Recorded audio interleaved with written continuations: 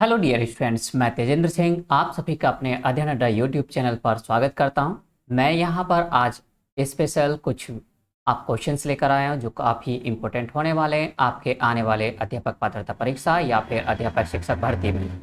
यहां पर important questions होंगे, ये आपके 15 क्वेश्चंस होने वाले हैं। इंपॉर्टेंट क्वेश्चन क्योंकि लेक्चर ज़्यादा लंबा हो जाता है, जिसमें डिस्क्रिप्शन में आपको यहाँ पर बताने में टाइम ज़्यादा लग जाता है। लंबी वीडियो थोड़ा सा टाइम लगता है, तो इसलिए हमने सोचा कि आपके लिए कुछ कम क्वेश्चंस हो लेकिन उनका यहाँ पर डिटेल में अच्छे से हो। दूसरा, हमें यहाँ पे आपको बताना चाहेंगे, यदि आप चैनल पे नए हैं तो यहाँ पे चैनल को सब्सक्राइब करिएगा, लाइक करिएगा, शेयर करिएगा यदि आपको लगता है कि हाँ ये अपने दोस्तों को, अपने फ्रेंड्स तक कभी पहुँचाना है। कुछ लोग सोचते हैं कि अपने फ्रेंड्स को, दोस्तों को नहीं शेयर करेंगे क्योंकि हम लोग पास हो जाएंगे, दूसरे पास नहीं होंगे। ऐसा कुछ नहीं है। यदि आपके फ्रेंड्स को कुछ अच्छा मिल रहा है और वो आपके सहारे से पास हो जाते हैं तो उसका आपको क्रेडिट जरूर मिलता है ना। तो यहाँ पर आप लाइक करिएगा, शेयर करिएगा, सब्सक्राइब जरूर करिएगा। तो चलिए शुरू करते हैं। चैनल पे हम लोग आगे क्वेश्चन सीरीज को कंटिन्यू करते हैं, जिसमें बाल विकास, चाइल्ड डेवलपमेंट साइकोलॉजी में आपको शिक्षण सहायक सामग्री से इंपॉर्टेंट क्वेश्चन की बारी आती है। सबसे पहले क्वेश्चन 1 है। 1 यहाँ पर आप रीड करेंगे। क्वेश्चन: सर्वदृश्य सामग्री वह संवेदीय पदार्थ या काल्पनिक वस्तु है जो अधिगम को प्रारंभ एवं प्रेरित करती है तथा उसे पुनर्बलन प्रदान करती है। यह कथन किसका है? श्रव्य दृश्य सामग्री की बात कर रहे हैं। श्रव्य दृश्य सामग्री हमारी संवेदी पदार्थ या काल्पनिक वस्तु है जो अधिगम को प्रारंभ एवं प्रेरित करती है। मतलब जो हमारा अधिगम होता है, लर्निंग होता है, उसको स्टार्ट भी करती है और उसको यहाँ पर मोटिवेट भी करती है और उसे क्या करती है? पुनर्बलन भी देती है, रेनफोर्समेंट भी देती है। तो ये कथन किसका है? ये लाइन किसके द्वारा? तो याद रखिए, संवेदी पदार्थ और काल्पनिक वस्तुएं, है ना। सहायक सामग्री के बारे में यहाँ पर क्या ऑप्शन डेंट द्वारा कहा गया है, या बटन के द्वारा, या जीन पियाजे, या एस के कोचर के द्वारा? तो आप इसमें जवाब देंगे, बताएंगे ये किसके द्वारा है। तो ये डेंट के द्वारा नहीं, जीन पियाजे के द्वारा बिल्कुल नहीं, एस के कोचर के द्वारा बिल्कुल नहीं, बल्कि किसके द्वारा है? बटन के द्वारा ये कहा गया। क्या कहा गया उन्होंने? कि श्रव्य दृश्य सामग्री वह संवेदी पदार्थ या काल्पनिक वस्तु है। मतलब काल्पनिक वस्तुएं, इमेजिनरी वस्तुएं भी हो सकती है, रियल वस्तुएं भी हो सकती है, जिनसे हम लोग क्या करते हैं? अधिगम को प्रारंभ एवं प्रेरित करते हैं, उसे पुनर्बलन प्रदान करते हैं, है ना। तो दूसरा क्वेश्चन यहाँ पर आता है, सर्वदृश्य दृश्य सामग्री जो ऑडियो विजुअल सामग्री हमारी एड्स हैं के चयन के संदर्भ में निम्न में से कौन सा कथन असत्य है? तो यदि यहाँ पर वो बताना है हमें कथन कौन सा असत्य है, मतलब रॉन्ग है या आपका नॉट ट्रू। जो सामग्री प्रयोग में लाई जाए उसको छात्रों के पूर्व ज्ञान से संबंधित कर देना चाहिए, है ना। सहायक सामग्री कम खर्चीली या मितव्ययी होनी चाहिए। सहायक सामग्री पढ़ाई जाने वाली विषय वस्तु से अप्रत्यक्ष रूप से संबंधित होनी चाहिए। सहायक सामग्री ज्ञानवर्धक, आकर्षक और मनोरंजक होनी चाहिए। हमें बताना है असत्य है, यानी कि बताना है कि आपका इसमें नहीं क्या नहीं होता, कोरिलेट नहीं होता है या जुड़ता नहीं है, तो वो आपको ऑप्शन के अकॉर्डिंग बताना है। जो सामग्री प्रयोग में लाई जाए उसे छात्रों के पूर्व ज्ञान से संबंधित कर देना चाहिए, बिल्कुल कर देना चाहिए, ये तो सत्य है, तो इसमें कोई दो राय नहीं है। सहायक सामग्री कम खर्चीली व मितव्ययी होनी चाहिए, बिल्कुल। कम खर्चीली से मतलब होता है ऐसी सहायक सामग्री का प्रयोग किया जाए जिसमें कम पैसे खर्च किए जाए। मितव्ययी हो जो कि कम, ठीक है, मनी की वेस्टेज हो जिसमें, यही बात सकते हैं।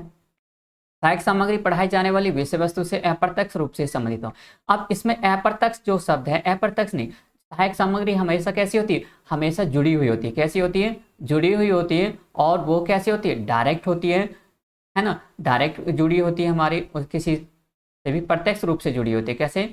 प्रत्यक्ष रूप से जुड़ी थी, न कि अप्रत्यक्ष रूप से। तो ये हमारा कथन गलत होगा। सहायक सामग्री ज्ञानवर्धक, आकर्षक और मनोरंजक होनी चाहिए, बिल्कुल सही है भाई। आकर्षक होगी, मनोरंजक होगी, इंटरेस्टिंग होगी तो बच्चे उस पर कहीं ज़्यादा ध्यान दे पाते हैं, तो वो कहीं ज़्यादा इजीली हो पाता है। तो ये आपका तीनों सही है। फर्स्ट भी सही है, सेकंड भी सही है, थर्ड बिल्कुल गलत है, फोर्थ एकदम करेक्ट है। क्वेश्चन नंबर 3, शिक्षण सहायक सामग्री की सापेक्षता प्रभावशीलता को किसके द्वारा स्पष्ट किया जा सकता है? मतलब यहाँ पर जो टीचिंग एड्स हैं हमारे, उसकी प्रभावशीलता, इफेक्टिवनेस किस बात से हम लोग, किसके द्वारा हम लोग यहाँ पर स्पष्ट करते हैं? त्रिभुज द्वारा, शंकु द्वारा, वर्ग द्वारा, या रेखा चित्र द्वारा? तो वो एक हमारा यहाँ पर शिक्षण सहायक सामग्री से, टीचिंग एड से रिलेटेड एक हमारा सिद्धांत है, उसको हम लोग त्रिभुज द्वारा करते हैं? नहीं। वर्ग द्वारा? बिल्कुल नहीं। रेखा चित्र द्वारा? नहीं, बल्कि शंकु द्वारा करते हैं। किसी के द्वारा? कोण के द्वारा हम इसको डिनोट करते हैं या करते हैं। तो आपका आंसर क्या हो जाएगा तीसरे का? सेकंड हो जाएगा। क्वेश्चन नंबर 4, OHP का पूरा नाम। बहुत इजी सा क्वेश्चन है, क्या है, बहुत इजी क्वेश्चन है, बहुत सारे बच्चों ने ऑलरेडी पहले से पढ़ा होगा, तो आप इसका सीधे यहाँ पे जवाब दे सकते हैं। इसका जवाब क्या होना चाहिए? ओवरहेड प्रोजेक्टर क्या होता है इसका? ऑप्शन 1 ओवरहेड प्रोजेक्टर नहीं। ओनली हेड प्रोजेक्टर बिल्कुल नहीं, है ना। ऑफिशियली हेड प्रोजेक्टर ये तो बिल्कुल नहीं होगा। ओवरहेड प्रोजेक्टर मतलब आपके जो हेड होते हैं, ये हेड होते हैं, सर होता है, इस सर के ऊपर से जो लाइट जाती है और लाइट जाते हुए यहाँ पर बोर्ड पे वो रिफ्लेक्ट करती है ताकि आपको उसके दिखाई दे सके। अब इसमें होता क्या है, प्रोग्रामिंग होती कैसे, किस तरीके से, एक यहाँ पर छोटा सा बॉक्स होता है, इस बॉक्स के ऊपर ग्लास लगा होता है, शीशा, और यहाँ पर एक बल्ब लाइट करता रहता है, और इसका जो होता है यहाँ पे एक शीशा लगा होता है, ग्लास लगा होता है एक यहाँ पर स्टैंड पे, उसका यहाँ पर ये स्लाइड होती है, स्लाइड को यहाँ पर हम लोग ट्रांसपेरेंट शीट पर कुछ भी बना लेते हैं कंटेंट, और कंटेंट बना के यहाँ से यहाँ पर रिफ्लेक्ट पड़ता है, और ये रिफ्लेक्शन आपका बोर्ड पे जाके पड़ता है। इस तरीके से OHP आप देखा, या फिर आप अपनी इमेज से आप सर्च करके देख लीजिएगा किस तरीके से काम करता है। आपने बहुत बार OHP को हम लोग देखते भी हैं, है ना। तो हम कोशिश करेंगे आगे वाली क्लासेस में कुछ चीज़ें आपके साथ यहाँ पर ऐड करके दिखा भी सके ताकि उनको आपको पता चल सके। तो इसका ऑप्शन क्या हो जाएगा? OHP का ओवरहेड प्रोजेक्टर के रूप में से जाना जाता है। चलिए नेक्स्ट क्वेश्चन, LCD का पूरा नाम क्या है? हमने बात की थी यहाँ पर कि हम यहाँ पर डिस्कस करेंगे आपके टीचिंग एड से रिलेटेड कुछ इंपॉर्टेंट क्वेश्चन जो कि आपके ऑलरेडी आ चुके हैं, जो यहाँ पर रिवाइज हो चुके हैं, या फिर बार बार आपसे पूछे जाते हैं, उन क्वेश्चनों को हम लोग यहाँ पर डिस्कस कर रहे हैं। तो LCD का पूरा नाम लिथियम क्रिस्टल डिस्प्ले, या लिक्विड क्लियर डिस्प्ले, या लिक्विड क्रिस्टल डिस्प्ले, या इनमें से कोई नहीं। तो आपका जवाब क्या होगा यहाँ पर? LCD का पूरा नाम क्या होता है? लिथियम क्रिस्टल डिस्प्ले नहीं, लिक्विड क्लियर डिस्प्ले बिल्कुल नहीं, लिक्विड क्रिस्टल डिस्प्ले होता है। क्या होता है इसका? लिक्विड क्रिस्टल डिस्प्ले के रूप में से हम लोग जानते हैं। क्वेश्चन नंबर 6, DLP का पूरा नाम क्या होता है? आपने देखा होगा यहाँ पे बहुत बार हम लोग देखते हैं DLP क्या किसे कहते हैं? डिजिटल लाइट प्रोजेक्टर, या डिजिटल लाइट प्रोसेसिंग, या डोल्बी लाइट प्रोजेक्टर। तो हम यहाँ पर क्या कहते हैं? डिजिटल लाइट प्रोजेक्टर या डिजिटल लाइट प्रोसेसिंग। तो DLP को हम लोग यहाँ पर किस रूप में जानते हैं? DLP डिजिटल लाइट प्रोजेक्टर नहीं, और डोल्बी लाइट प्रोजेक्टर बिल्कुल नहीं, और डिजिटल लाइट प्रोसेसिंग के रूप में से हम लोग जानते हैं। ऑप्शन 2 आपका करेक्ट होगा। DLP का फुल फॉर्म क्या होता है आपका? डिजिटल लाइट प्रोसेसिंग, है ना। नेक्स्ट क्वेश्चन की तरफ, क्वेश्चन नंबर 7, चित्रों को बड़ा करने हेतु प्रयुक्त होते हैं। हम लोग यहाँ पर चित्र जो होते हैं, छोटे छोटे पिक्चर्स होते हैं, इन पिक्चरों को बड़ा करके जब देखा जाता है तो उसे हम लोग क्या कहते हैं? यहाँ पर आपको ऑप्शन देना है, ठीक है। एपिस्कोप, एपिडाइस्कोप, प्रोजेक्टर, या मैजिक लैंटर्न।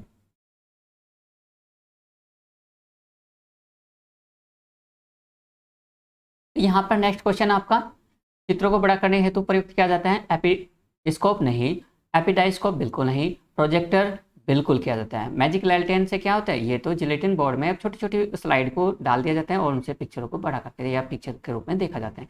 तो इसका जवाब हो जाएगा, चित्रों को बड़ा करने का प्रयोग जो किया जाता है प्रोजेक्टर का यूज किया जाता है। क्वेश्चन नंबर 8, कौन ऑफ एक्सपीरियंसेस, अनुभव शंकु किसने दिया? अनुभव शंकु किसने दिया? एडगर डेल ने, BF स्किनर ने, एस कोचर ने, ये डेंट ने। तो यहाँ पर कौन ऑफ एक्सपीरियंसेस के बारे में बात करें, कौन ऑफ एक्सपीरियंस किसके द्वारा दिया गया है? यहाँ पर जो सबसे ज़्यादा फेमस है कौन ऑफ एक्सपीरियंसेस, यहाँ पर एडगर डेल द्वारा बिल्कुल दिया गया है। यहाँ पर किसकी बात करते हैं? कौन ऑफ एक्सपीरियंस, है ना, कौन ऑफ एक्सपीरियंस की बात करते हैं। तो ये कौन ऑफ एक्सपीरियंस हमारे एडगर डेल द्वारा दिया गया। क्वेश्चन नंबर 9, निम्न में से किस उपकरण को कंप्यूटर व इंटरनेट द्वारा जोड़कर अध्यापन कार्य कराया जाता है? कंप्यूटर व इंटरनेट द्वारा जोड़कर अध्यापन कार्य किया जाता है। किसको? एपिडाइस्कोप को, ओवरहेड प्रोजेक्टर को, LCD प्रोजेक्टर को, या ग्रामोफोन को। बात करते हैं निम्न में से किस उपकरण को कंप्यूटर व इंटरनेट, देखिए यहाँ पे कंप्यूटर के साथ भी और इंटरनेट के साथ भी जोड़ा जाता है। यहाँ पर दोनों के साथ जोड़ा जाता है, तो उसमें यहाँ पर टीचिंग का कार्य करने के लिए हम लोग इसको उपयोग करते हैं। एपिडाइस्कोप इंटरनेट से नहीं जोड़ सकते, कंप्यूटर से नहीं, ओवरहेड को नहीं जोड़ सकते, LCD प्रोजेक्टर को बिल्कुल जोड़ सकते हैं, ग्रामोफोन को हम लोग कंप्यूटर से नहीं जोड़ सकते, इंटरनेट से भी नहीं जोड़ सकते, लेकिन LCD प्रोजेक्टर को हम लोग किसे लाइट, ठीक है, लिक्विड क्रिस्टल डिस्प्ले के रूप में हम लोग प्रोजेक्टर को जानते हैं, तो इसको हम लोग इंटरनेट और कंप्यूटर से दोनों से जोड़ सकते हैं। क्वेश्चन 9 का 3 आंसर हो जाएगा। क्वेश्चन नंबर 10, डेल के शंकु में ऊपर से नीचे की तरफ जाने पर सहायक सामग्री को की प्रभावशीलता होती है। डेल के शंकु, डेल का एक शंकु है, डेल ने अपना एक शंकु दिया था, डेल का सिद्धांत है, ठीक है, शंकु पर आधारित, और किस पर दिया था उन्होंने, सहायक सामग्री पर दिया था। तो उसमें यहाँ पर किस चीज को बताते हैं, सहायक सामग्री की प्रभावशीलता। जब यहाँ पर ऊपर से, ये ऊपर होते हैं, ऊपर से नीचे की तरफ जाते हैं हम लोग, यहाँ पर शंकु बनाया, शंकु बनाने के बाद यहाँ हम लोग नीचे की तरफ जाते हैं, यहाँ से ऐसे फैल, ये क्योंकि नीचे की तरफ क्या होता है, चौड़ाई ज़्यादा हो जाती है, फैल जाता है, तो यहाँ पर कैसे होती है, बढ़ती जाती है इसकी प्रभावशीलता, या घटती जाती है, या बढ़ती और घटती जाती है, या एक समान रहती है। तो आपको यहाँ पर जवाब देना है कि क्या रहेगा आपका जवाब। दो तो जो यहाँ पर डेल का सिद्धांत है, डेल के सिद्धांत के अकॉर्डिंग हम लोग क्या करते हैं, इसकी यहाँ पर सहायक सामग्री की प्रभावशीलता बढ़ती जाती, क्या होती है, सहायक सामग्री की, जो डेल का सिद्धांत है, डेल ने जो अपना सिद्धांत दिया, डेल के शंकु में ऊपर की तरफ, ऊपर से नीचे की तरफ, नीचे की तरफ, है ना, तब चलते हैं तो सहायक सामग्री की प्रभावशीलता क्या होती है, बढ़ती जाती है ना, बढ़ती जाती है ना, प्रभावशीलता बढ़ती जाती है। जैसे आप देख रहे हैं यहाँ पर, भाई ऊपर कम थे यहाँ पर, और नीचे नीचे जैसे जैसे जाएंगे तो यहाँ पर बहुत सारे आ जाते हैं। क्वेश्चन नंबर 11, निम्न में से किस विकल्प में सहायक सामग्री उनके प्रभाव के बढ़ते क्रम में व्यवस्थित है। मतलब यहाँ पर जो सहायक सामग्री दी है उनके प्रभाव के बढ़ते क्रम में व्यवस्थित करना है, जो उनका प्रभाव बढ़ता हुआ दिखता है तो यहाँ पर उन्हें हमें व्यवस्थित करना है, तो उन्हें सिस्टमेटिक तरीके से लगाना है, तो आपको यहाँ पर वही करनी है। तो अप्रक्षेपित सहायक सामग्री, प्रक्षेपित सहायक सामग्री, शब्द केवल शब्द, प्रत्यक्ष अनुभव सहायक सामग्री, शब्द केवल शब्द, प्रत्यक्ष अनुभव सहायक सामग्री, प्रक्षेपित सहायक सामग्री, प्रक्षेपित सहायक सामग्री, शब्द केवल शब्द, अप्रक्षेपित सहायक सामग्री, प्रक्षेपित सहायक सामग्री, प्रत्यक्ष अनुभव एवं सहायक सामग्री। तो यहाँ पर हमारा जो होगा ऑप्शन 4 देख सकते हैं, प्रक्षेपित सहायक सामग्री, अप्रक्षेपित सहायक सामग्री, शब्द केवल शब्द, प्रत्यक्ष अनुभव या सहायक सामग्री। तो हम यहाँ पर बात कर रहे हैं, तो आंसर की क्वेश्चन नंबर 11 का आंसर क्या होगा हमारा, यहाँ पर हो जाएगा। देखिए एक चीज इसमें विशेष रूप से देखिए, जहां पर अनुभव की बात करती है, अनुभव हमारे जो रियलिटी के साथ है वो ज्यादा प्रभावशील माने जाते हैं। क्या होते हैं, अब देखिए इसमें जो अनुभव होते हैं हमारे रियलिटी के साथ किस किस में बात की गई लास्ट में, तो यहाँ पर एक फर्स्ट में बात की गई है और थर्ड में और फोर्थ में। अब यहाँ पर देखो पहले शब्द आते हैं, क्या आते हैं, शब्द आते हैं, और शब्द की बात किस में की गई है, केवल 2 में बात की है, या तो सेकंड में या थर्ड में। अब सेकंड थर्ड में देखा जाए तो सेकंड में तो सहायक जो अनुभव है वो लास्ट में तो है नहीं, ये तो खत्म हो जाएंगे, तो इस तरीके से आपका ये भी खत्म हो गया और ये भी खत्म हो गया, क्योंकि भाई इसमें शब्द की बात पहले, केवल बचता है पहले तीसरा, तो शब्द केवल शब्द, उसके बाद अप्रक्षेपित सहायक सामग्री, प्रक्षेपित सहायक सामग्री और प्रत्यक्ष अनुभव सहायक सामग्री। इस तरीके से आपका आंसर क्या हो जाएगा, 11 का थर्ड हो जाएगा। क्वेश्चन नंबर 12, निम्न में से सर्वाधिक प्रभावी टीचिंग एड क्या है। सबसे ज्यादा प्रभावी जो टीचिंग एड है हम लोग किसे कहते हैं, यहाँ पर आप अपना जवाब बता सकते हैं। तो यहाँ पर चार्ट को सबसे ज्यादा प्रभावी माना जाता है, या फील्ड ट्रिप्स को, या कलर चौक को, या फिल्म स्ट्रिप को। हम लोग यहाँ पर किसकी बात कर रहे हैं, इफेक्टिव टीचिंग एड के रूप में। पर सर्वाधिक प्रभावी किसे माना जाता है, सर्वाधिक प्रभावी हमारा टीचिंग एड कौन सा होगा, टीचिंग एड किसे कहा जाता है, टीचिंग एड सबसे ज्यादा यदि प्रभावी माना जाता है तो हम लोग चार्ट्स को कहेंगे, बिल्कुल नहीं, कलर चौक को कहेंगे नहीं, फिल्म ट्रिप को नहीं कहेंगे, बल्कि हम कहेंगे फील्ड ट्रिप को। फील्ड ट्रिप से मतलब होता है आपको क्षेत्र भ्रमण, किसे, क्षेत्र भ्रमण। अब भ्रमण से यहाँ पर संबंध मतलब है आपको कहीं किसी क्षेत्र में, किसी एरिया में, किसी पार्क में, या फिर किसी आपको म्यूजियम पे घुमाने ले जाया जाता है, तो वो कहीं ज़्यादा प्रभावी होता है, वो कहीं ज़्यादा आपको क्या होता है, इजी तरीके से अंडरस्टैंडेबल होता है। बात करते हैं क्वेश्चन नंबर 13 के, श्रव्य दृश्य सामग्री की आवश्यकता के संदर्भ में सत्य कथन है। यहाँ पर क्या बताना है, श्रव्य दृश्य का यहाँ पर 3 जो ऑप्शन है गलत है, एक सही है, वो आपको सही वाला बताना है कि वो सही ऑप्शन कौन सा है। इनके द्वारा अधिगम में नीरसता उत्पन्न होती है। श्रव्य दृश्य सामग्री की आवश्यकता, क्या ये श्रव्य दृश्य सामग्री जो हमारी होती है, ऑडियो विजुअल एड जो होते हैं, क्या इनसे हमें नीरसता आती है, ये तो बिल्कुल गलत बात है। तो इस तरह से ये तो खत्म हो जाएगा। इनके प्रयोग से समय व्यर्थ होता है? बिल्कुल नहीं होता। इनके प्रयोग से मौखिक कार्य अर्थहीन शब्दों का प्रयोग कम होता है। इनके प्रयोग से बालकों को प्रत्यक्ष अनुभव प्राप्त नहीं होता। प्रत्यक्ष अनुभव तो होता है, बात गलत है। बहुत सारे कंप्यूटर चलाते हैं, कंप्यूटर से चलाना सीखते हैं बच्चे, तो उससे प्रत्यक्ष बहुत सारी चीज़ों को मिलता है। इनके प्रयोग से मौखिक कार्य अर्थहीन शब्दों का प्रयोग कम हो जाता है। बिल्कुल, जिन्हें हम लोग बच्चों को आसानी से सरलता से नहीं समझा सकते, उनको हम लोग आसानी से सरलता से इनकी हेल्प से सिखा सकते हैं, समझा सकते हैं। तो इस तरीके से इसका क्या हो जाएगा, आंसर तीसरा हो जाएगा, है ना। चलिए नेक्स्ट क्वेश्चन की तरफ बढ़ते हैं। क्वेश्चन नंबर 14, विद्यालय में राजनीतिक, सामाजिक आदि नवीन सूचनाएं व समाचार कहाँ प्रदर्शित किए जाते हैं? भाई यदि आपकी कोई भी पॉलिटिक्स न्यूज है, सोशल न्यूज है, या फिर कोई भी न्यू अपडेट्स होती हैं, अक्सर स्कूल में हम लोग कहाँ पर लगाते हैं? स्कूल में कोई भी न्यूज जब आती है या फिर डेली एवरीडे की जो अपडेट होती है, हम लोग कहाँ लगाते हैं उनको? प्लेनल बोर्ड पर, या ब्लैक बोर्ड पर, या बुलेटिन बोर्ड पर, या इनमें से कोई नहीं। भाई देखिए, हम लोग यहाँ पर किसकी बात कर रहे हैं? समाचार, समाचार की बात करते हैं, न्यूज की। आपने देखोगा आज के ताजा खबरें, आज के बुलेटिन इस प्रकार से हैं। रेडियो पे भी आपने पहले सुना होगा, एफएम पे, विविध भारती पे बहुत सारे बच्चे आप सुनते आए होंगे, क्योंकि भाई आप इंटेलिजेंट बच्चे हो, ऐसे नहीं कि आपने नहीं सुना होगा। अक्सर आप सुनते हैं, देखते भी हैं, और तो यहीं पे हम उनकी बात कर रहे हैं। तो आगे बात करते हैं यहाँ पर हम लोग आंसर की। तो फ्लैनल बोर्ड पे नहीं करते हैं, ब्लैक बोर्ड पे बिल्कुल नहीं लगाते, ब्लैक बोर्ड पे तो टीचर पढ़ाते हैं, और बुलेटिन बोर्ड पर ही बुलेटिन लगाई जाती है। हमें कहाँ से? पॉलिटिकल रिलेटेड या फिर सोशल रिलेटेड या न्यू इन्फॉर्मेशंस कहाँ लगाई जाती है? हमारे आपके बुलेटिन बोर्ड पे। तो क्वेश्चन का 14 का तीसरा जवाब आपका करेक्ट होगा। इससे आज के जो लेक्चर 16 है उसका क्वेश्चन का लास्ट क्वेश्चन, श्यामपट्ट के प्रयोग के सावधानियों के संदर्भ में असत्य कथन है।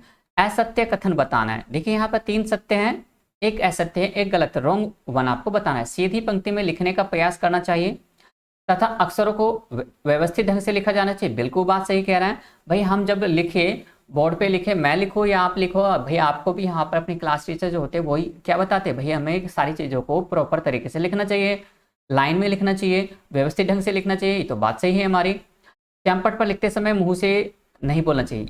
अब ये बात डाउटफुल है ना। अब इसको क्लियर करेंगे। श्यामपट्ट पर लिखी गई सामग्री सभी छात्रों को स्पष्ट रूप से दिखाई देनी चाहिए।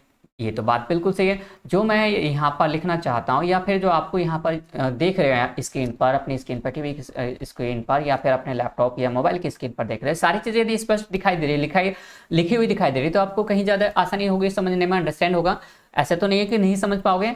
तो लिखा हुआ दिखाई दे रहा है आपको भाई? यदि आपको लिखाई दे रहा है तो आप यहाँ पर अपना एक बार जरूर कमेंट्स करके बताइए। श्यामपट्ट पर लिखा किया गया कार्य पूरा होना चाहिए। बिल्कुल, यदि आपने यहाँ पर श्यामपट्ट पर कोई लिखा बात की गई है तो उसे क्लियर होनी चाहिए। तो श्यामपट्ट पर लिखते समय मुंह से नहीं बोलना चाहिए। ये कह रहा है हमें श्यामपट्ट पर लिखते समय बोलते भी रहना चाहिए। ऐसा नहीं है कि नहीं बोलते रहना चाहिए। यदि आप नहीं बोलोगे तो बच्चों का ध्यान क्या होता है, इधर उधर भटक जाते हैं। तो हमें बोलते भी रहना चाहिए, उनका प्रयोग भी करना चाहिए, ताकि बच्चों का आपको क्या रख सको, ध्यान अपनी तरफ आकर्षित कर सको, बोर्ड की तरफ रख सको। तो इस तरीके से आपको तीनों सही है। सीधी पंक्ति में लिखना चाहिए, हमेशा बिल्कुल लिखना चाहिए। अक्षरों को सही व्यवस्थित ढंग से लिखना चाहिए, बिल्कुल लिखना चाहिए। श्यामपट्ट पर लिखते समय मुंह से हमें बोलना चाहिए। ये कह रहा है नहीं बोलना चाहिए, हम कहते हैं बोलना चाहिए, बिल्कुल बोलना चाहिए, है ना। ध्यान उनका सेंट्रलाइज या केंद्रित करने के लिए। श्यामपट्ट पर लिखी गई सामग्री सभी छात्रों को स्पष्ट रूप से दिखाई देनी, बिल्कुल बात सही है। श्यामपट्ट पर किया गया कार्य पूरा होना चाहिए, बिल्कुल पूरा होना चाहिए। तो इस तरीके से आपके क्वेश्चन में यहाँ पर 15 का जो रॉन्ग है वो सेकंड हो जाएगा, बाकी आपके करेक्ट है। हम यहाँ पर आपसे स्पेशल गुजारिश करेंगे कि आप यदि चैनल पे नए हैं तो आप चैनल को लाइक करें, शेयर करें और सब्सक्राइब जरूर कर लीजिएगा। और यदि यहाँ पर किसी प्रकार की कोई भी आपको क्वेरी है, कोई भी माइंड में क्वेश्चन है, तो उसे आप यहाँ पर जरूर स्पष्ट करिएगा, जरूर लिखिएगा, बताइएगा, या फिर आप हमें यहाँ पर मैसेज कर सकते हैं, व्हाट्सएप पे भी लिख सकते हैं। और शॉर्ट वीडियो के लिए हमारा नया चैनल सब्सक्राइब कर सकते हैं, वहाँ पर आपको डेली अपडेट कुछ ना कुछ मिलता रहेगा। तो थैंक यू दोस्तों, मिलते हैं नेक्स्ट लेक्चर में। इसका पार्ट सेकंड लेकर आते हैं लेक्चर 17 में। Take care.